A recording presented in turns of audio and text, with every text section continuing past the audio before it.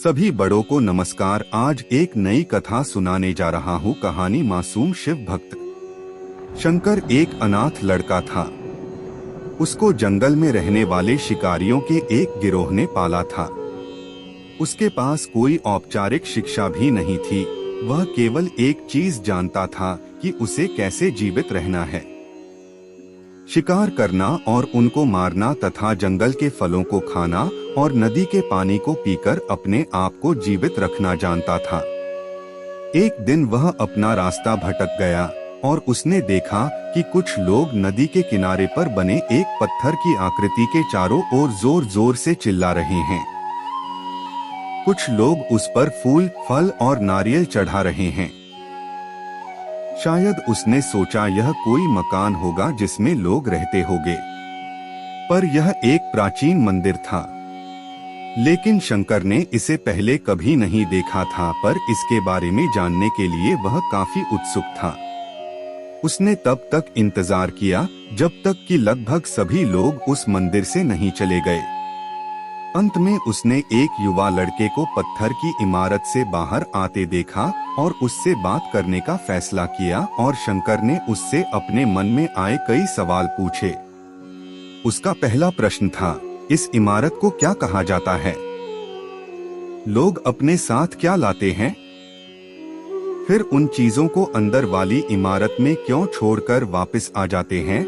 चीजों को अपने साथ लाना और उन्हें अंदर छोड़कर वापस चले जाने पर वह लड़का शंकर की अज्ञानता व मासूमियत पर बहुत ही हैरान था और उसके सवालों से चकित भी था।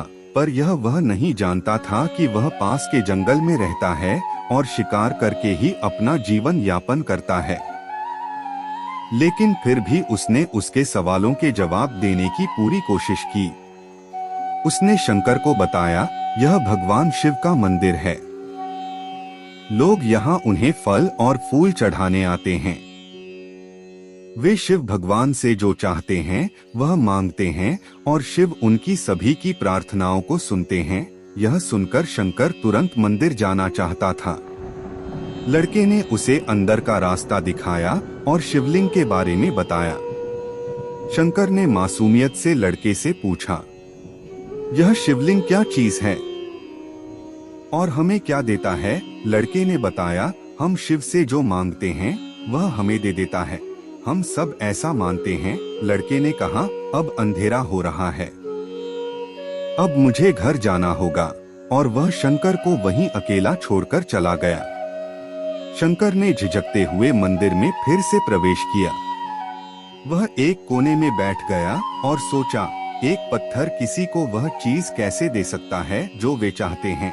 इसलिए उसने इसका परीक्षण करने का फैसला किया और उसने पत्थर की प्रतिमा से कहा, हे शिव, कृपया मुझे पर्याप्त शिकार करने दें ताकि मैं भूखा न रहूं। मेरे पास आपको चढ़ाने के लिए कोई फल या फूल नहीं है, लेकिन यदि आप मुझे शिकार देते हैं तो मैं उसे आपके साथ साझा करूंगा। मैं वादा करता हूं कि मैं आपको धोखा नहीं दूंगा, उसने घोषणा की। अगली सुबह शंकर शिकार करने गया। उसने पूरे दिन शिकार की तलाश की, लेकिन उसे कोई शिकार नहीं मिला। वह भूख से तिलमिला रहा था। वह काफी निराश हो गया क्योंकि उसे कोई शिकार नहीं मिला था। दोपहर हो चुकी थी। अब उसे लगने लगा कि मंदिर के लड़के ने उससे झूठ बोला था, फिर भी उसने शिकार जारी रखा। जैसे ही शाम हुई, उसने 2 खरगोशों को अपने बिल में से आते देखा। शंकर ने उन खरगोशों को मार डाला। चूंकि उसने शिव भगवान से वादा किया था कि वह अपने शिकार को साझा करेगा, वह मरे हुए खरगोशों में से एक के साथ मंदिर गया। देर हो चुकी थी और मंदिर सुनसान था। शंकर ने मंदिर में प्रवेश किया और जोर से कहा, कृपया आओ और अपना हिस्सा ले लो प्रभु, आपके लिए मैं लाया हूँ। वह वहाँ बैठ गया और अंधेरा होने तक प्रतीक्षा करने लगा, लेकिन भगवान प्रकट नहीं हुए। शंकर को भूख और नींद आने लगी और उसने खरगोश को मंदिर में छोड़ने का फैसला किया। अगली सुबह जब लोग मंदिर पहुँचे तो उन्हें शिवलिंग के सामने मरा हुआ खरगोश मिला। भक्त बहुत परेशान थे। यह यहाँ कौन लाया है? उसने हमारे मंदिर को अपवित्र करने की हिम्मत कैसे की? उन्होंने खरगोश को बाहर फेंक दिया। अगले दिन शंकर अपनी भूख मिटाने के लिए जंगल में शिकार करने गया, लेकिन इस बार उसकी किस्मत अच्छी नहीं थी और उसे शिकार भी नहीं मिला। उसने सोचा आज रात को मंदिर जाना चाहिए और शिव से पूछना चाहिए कि उनको खरगोश का भोजन कैसा लगा। शंकर यह पूछने के लिए मंदिर गया। जब वह मंदिर पहुंचा तो उसके आश्चर्य का कोई ठिकाना न रहा। उस रात मंदिर में लोगों की काफी भीड़ थी। शिवरात्रि की रात थी, लेकिन अबोध शिकारी लड़के को इस बारे में कुछ भी नहीं पता था। शंकर ने चारों ओर देखा और उस युवा लड़के को देखा जिसने उसको मंदिर के अंदर शिव से प्रार्थना करने के लिए कहा था। चूंकि उसे इतने सारे लोगों के आसपास रहने की आदत नहीं थी, उसने वहीं रुकने का फैसला किया और पास के एक बेल के पेड़ पर चढ़ गया।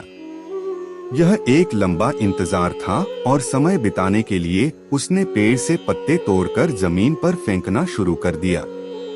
उसे अज्ञात पेड़ के नीचे एक छोटा सा शिवलिंग था जिसकी पूजा लंबे समय से नहीं की गई थी। शंकर के द्वारा फेंके गए बेल के पत्ते उस शिवलिंग पर गिरे। शंकर भजनों से मंत्रमुग्ध हो गया और धीरे धीरे साथ गाना और पंचाक्षरी मंत्र का जाप करना शुरू कर दिया। रात भोर में बदल गई और सभी भक्त मंदिर से चले गए। शंकर पेड़ से उतरा और मंदिर में प्रवेश किया। उसने देखा कि शिवलिंग की आंखों पर लाल निशान थे। वे कुमकुम के थे जो लोगों ने लगाए थे, लेकिन शंकर को यकीन था कि शिव को उनकी आंखों में परेशानी हो रही है। उसने शिव की खेदजनक स्थिति के रूप में जो कुछ भी महसूस किया, उसके लिए उसे बहुत दुख हुआ। वह उनकी मदद करना चाहता था। उसने सोचा शिव यहाँ अकेले रहते हैं और बीमार होने पर उनकी देखभाल करने वाला कोई नहीं है। जब तक भक्त उनसे मिलने नहीं आते, उन्हें भोजन भी नहीं मिलता। शंकर ने एक रात पहले भक्तों को शिवलिंग पर जल चढ़ाते देखा था। प्रभु को ठंड लग रही होगी, शायद वे कांप रहे हैं, उसने सोचा। आखिरकार वे केवल पत्तियों से ही ढके हुए हैं, तो उसने शिव से पूछा, मेरे स्वामी, मैं आपकी क्या मदद कर सकता हूँ? शायद कुछ खाना या दवा। मैं आपकी सेवा कैसे कर सकता हूँ? शिव ने उसे कोई उत्तर नहीं दिया। शंकर ने सोचा, भगवान वास्तव में बहुत बीमार है क्योंकि वह अब उत्तर देने में भी असमर्थ हैं। वह तुरंत जंगल में गया, कुछ औषधियाँ जड़ी बूटियों को लाया और लाल निशान पर उनका लेप लगाया, लेकिन कुछ नहीं हुआ। उसने कहा, लगता है कि ये अंधे हो गए हैं। मुझे प्रभु को अपनी एक आंख देनी चाहिए ताकि वह ठीक हो जाए।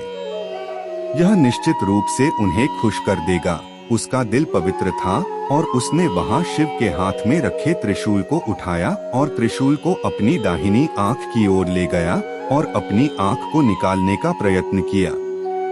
शंकर अनपढ़ था, उसे मंत्रों या पूजा के उचित तरीकों का कोई ज्ञान नहीं था, लेकिन उसकी भक्ति की कोई सीमा नहीं थी। जैसे ही वह अपनी आंख निकालने वाला था, शिव अपनी पत्नी पार्वती के साथ प्रकट हुए। उन्होंने पार्वती से कहा, इस भक्त शंकर ने अनजाने में शिवरात्रि पर उपवास किया, बेल के पत्तों से मेरी पूजा की और साबित किया कि उनका दिल बेदाग व पवित्र है। मैं अपने इस भक्त पर काफी प्रसन्न हूँ।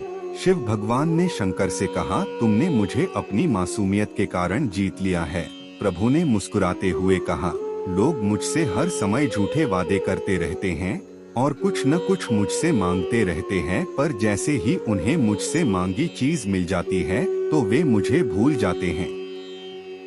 दूसरी ओर तुमने मेरे साथ एक सच्चे इंसान की तरह व्यवहार किया और यह वास्तव में बहुत ही दुर्लभ है।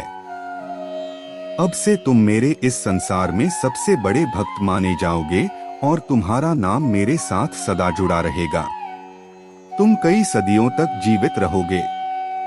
इस बात को कहकर भगवान शिव व मां पार्वती अंतर्ध्यान हो गए। तभी से लोग शिव के साथ शंकर भी लगाने लगे।